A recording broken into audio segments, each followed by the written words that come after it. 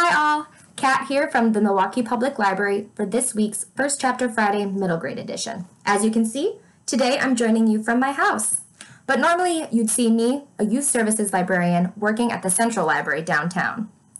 While we're all staying at home and moving Milwaukee forward safely, I wanted to say that we miss you and we miss seeing you at the library. We want to continue to be a resource for you during this time that our buildings are closed. One of the ways we'd like to be a resource is by providing our summer reading program, and we'd love for you to join. Summer is here with a vengeance. It has been very hot lately, and the Milwaukee Public Library wants kids ages 0 to 12 to join our Super Reader Squad, or teens, ages 13 to 18 to join our Teen Summer Challenge. Visit mpl.org/summer reading and track your reading all summer long. Another way we'd like to be a resource for you is to help you figure out what to read next. Do you feel like you're never really sure where to go after you finish one book?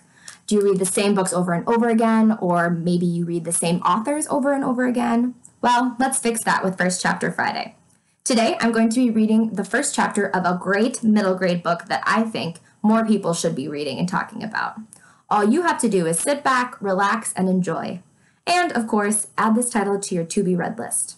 Today, we will be reading Clean Getaway by Nic Stone. So from the publisher. Set against the backdrop of the segregation history of the American South, take a road trip with New York Times best-selling author Nic Stone and 11-year-old Scoob.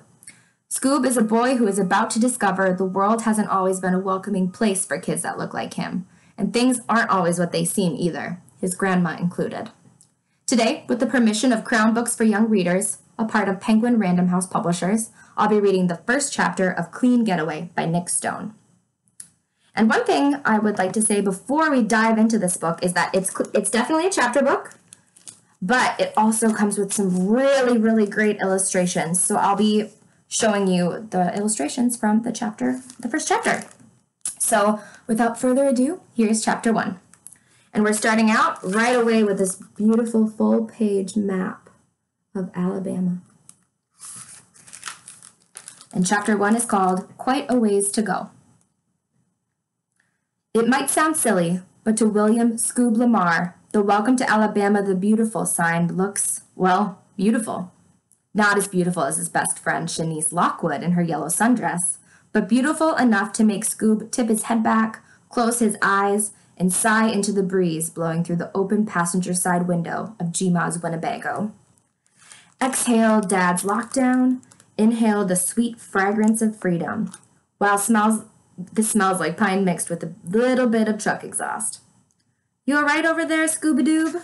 G-Ma says from the driver's seat. She's propped up on the gingham-covered foam wedge she uses to see over the steering wheel, pale, polka-dotted little hands perfectly positioned at 10 and 2. She's only 4 feet 11 inches tall, G-Ma is. Here's this great image of what G-Ma looks like. She looks like a pretty cool lady. Hearing his full nickname makes Scoob cringe.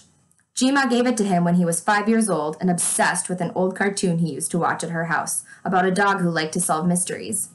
G-Ma thought it was just too adorable that he couldn't pronounce Scooby-Doo. And because Shanice was G-Ma's neighbor, she picked up on the nickname and started using it at school. So it stuck. Well, the Scoob part did, which is fine. Kind of cool, even. Scooby-Doob, though?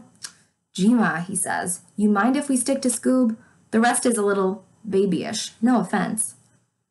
Oh, none taken, G-Ma says. My apologies, Mr. Scoob. I mean, you can drop the Mr. too, Scoob goes on. This makes G-Ma laugh, which makes Scoob smile.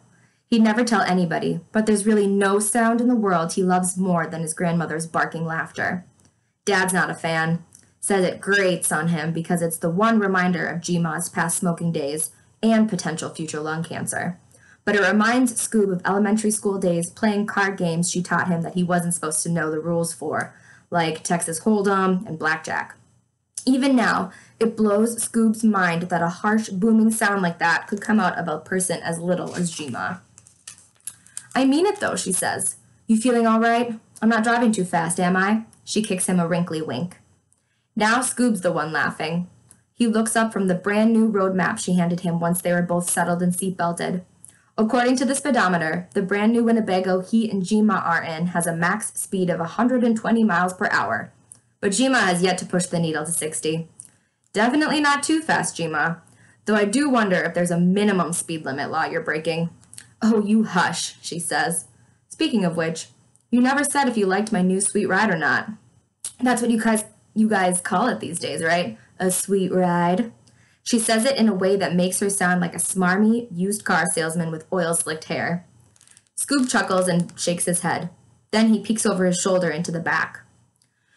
Truthfully, when Jima popped up out of the blue and asked if Scoob wanted to go on a little adventure, he was too geeked at the thought of a loophole in his punishment to give much thought to anything else their destination included, especially when she said he'd probably miss a couple days of school. Bonus! He finished item 3, empty the dishwasher. On the to-do list his dad left him on the kitchen whiteboard every day, and grabbed his suitcase. Then, after scribbling Dad a quick note about being with Jima for the night, Scoob hightailed it out of the house as fast as his off-brand sneaker-clad feet would carry him. Even left his phone at home. Largely so Dad can't call him, but he won't tell Jima that. The suitcase had been sitting in Scoob's closet for a month. Dad promised Scoob a trip to St. Simon's Island this year. Scoob's first choice was Universal Studios, but Dad said Scoob was too old for all that. He'd been too young the previous year, but whatever. So Scoob packed up according to Dad's specifications 3 days before they were supposed to depart. Except they didn't go. Scoob got in trouble at school, and Viola, trip canceled. Lockdown commenced. Spring break ruined before it could begin. Scoob hadn't been able to bring himself to unpack the bag, so he hid it. Now he can see it sitting on the seat of the dining booth in Jima's new sweet ride. Scoob was in such a rush to get out, it didn't fully click that he and Jima weren't in the Mini Cooper until she asked him to get out of his seat while the vehicle was in motion and grab a GPS from the fridge. That's Grandma Protein Shake, otherwise known as Ensure, for her. Fridge? Scoob thought, light bulb slowly illuminating. That's when he looked behind him for the first time and almost choked on the gum that shot down his throat when he gasped. Ain't he handsome, Jima said, smacking the dashboard twice. Brand spankin' new, this fella. I've decided to call him Senior after your late grandfather. He and I had a Winnebago back in the day, before your dad was born in your G-pop. She paused. Then, anyway, I ain't getting any younger. Sold my house and bought this baby. You sold your house? Scoob said, stunned. Sure did. Fetched a pretty penny for it, too. God bless home equity and hipsters looking to revitalize, or whatever the heck they're calling it. Wow. Was there anything else he could have said? She sold her house. Well, you're gonna get me a GPS or not? Scoob gulped, removed his seatbelt, and made his way to the back. Dad would have breathed fire and shot smoke out of his ears if he'd been around to see. As he opened the for real fridge, with a separate freezer, Jima gave him a rundown of Senior's features. You see those lights above your head? Scoob looked up. Yeah? Those are LEDs, she said. Real state-of-the-art. There's also a microwave, a 2-burner cooktop, and 2 Ultra HD TVs where you can't watch anything. Where you can watch anything, Rated PG-13 or lower. That is. Scoob rolled his eyes. Jima pushed on. Bathroom's there to the left of the mini pantry. Got a flushing toilet and a shower. And that dining booth you see there doubles as a bed. And speaking of beds, there's one in the rear for me and one for you right above the cab here. There's a window up there and everything, kiddo. Scoob could hear the proud smile in her voice, which made him smile too, despite the fact that she'd called him kiddo. As he grabbed the drink for Jima and saw that the fridge was fully stocked, Scoob realized he'd never again play on the old tire swing in Jima's backyard, or kick back on the old window seat in the attic with his favorite book.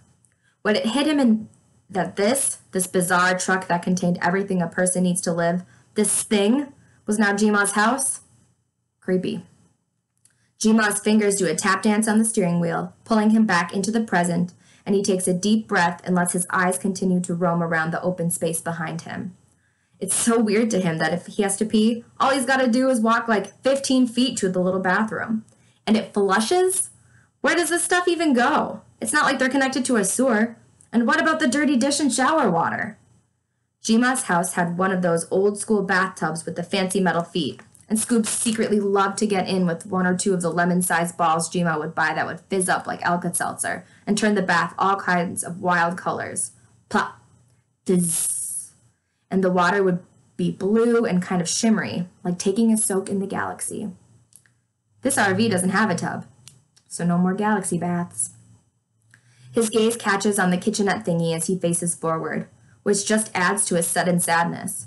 He can't imagine Gma making her blue ribbon-winning cast-iron French toast, first pan-toasted, then baked in the pan for a few minutes for extra crispiness on the outside, on that rinky-dink cooktop thingy. No more extra sweet Arnold Palmers on the porch swing. No more reading in front of the fire. In all honesty, the RV gives Scoob the willies. But of course he can't tell Gma that, not when she's so excited about it. Well, she says, taking her baby blues off the road to look at him. Second only to Shanice's honey brown ones, Gma's got the prettiest eyes Scoob's ever seen. What do you think, kiddo? Scoob traces the handle of his door and gulps down his true feelings. I think it's great, Gma, he says with forced enthusiasm. Whether or not she can tell he's lying, Scoob doesn't know. Good, she says. Settle on in. We've got quite a ways to go. And that was the first chapter of Clean Getaway by Nic Stone. Kind of a fun, intriguing chapter, I like to think. So this title is available as an ebook and audiobook via Overdrive, or is available for curbside pickup at select Milwaukee Public Library locations. Check out our website, mpl.org, for more information. Also, check out our website for tons of awesome programs and resources for kids, teens, adults, and families, including more information about the summer reading program. Remember to follow the Milwaukee Public Library on Facebook, Twitter, and Instagram as well. I'll be sure to link those in the description below. Thanks for watching this week's First Chapter Friday Middle Grade Edition. Bye!